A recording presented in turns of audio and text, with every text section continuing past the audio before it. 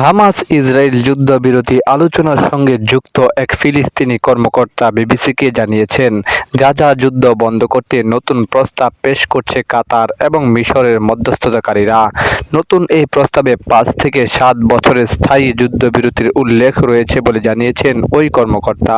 এছাড়াও সেখানে ইসরায়েলি কারাগারে বন্দী ফিলিস্তিনিদের বিনিময়ে সকল ইসরায়েলি জিম্মির মুক্তি, যুদ্ধের আনুষ্ঠানিক সমাপ্তি এবং গাজা থেকে সম্পূর্ণরূপে ইসরায়েলি সেনা প্রত্যাহারের প্রস্তাব দেওয়া হয়েছে।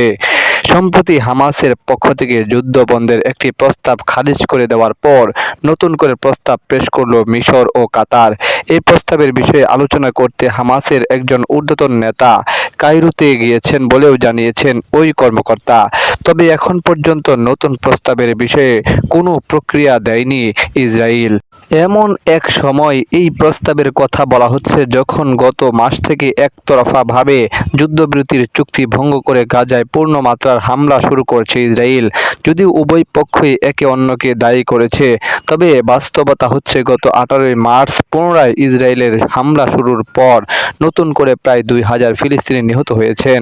নতুন এই প্রস্তাবের বিষয়ে আলাপ করতে কায়রোতে গিয়েছেন হামাসের রাজনৈতিক শাখার নেতা মোহাম্মদ দারউইশ এবং মধ্যস্থতাকারীদের প্রধান খলিল আল হাইয়া।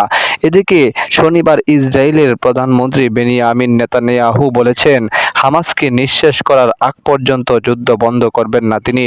এর মাধ্যমে তিনি সকল জিম্মিকে মুক্ত করার অঙ্গীকার করেছেন। জিম্মিদের মুক্তির আগে ইসরায়েলকে যুদ্ধ বন্ধ করতে হবে বলে শর্ত দিয়েছে হামাস। ফিলিস্তিনের এই কর্মকর্তা জানিয়েছেন, ফিলিস্তিন সরকারের কাছে গাজার ক্ষমতা হস্তান্তরের জন্য প্রস্তুত হামাস। তারা এক্ষেত্রে জাতীয় এবং আঞ্চলিক যে কারোর সঙ্গে চুক্তি করতেও প্রস্তুত রয়েছে। ওই কর্মকর্তা বলছেন, পশ্চিম তীরের প্যালেস্টাইন অথরিটি অথবা অন্য কোনো নতুন কর্তৃপক্ষের কাছে তারা ক্ষমতা হস্তান্তর করবে। 2007 সাল থেকে গাজা শাসন করছে হামাস।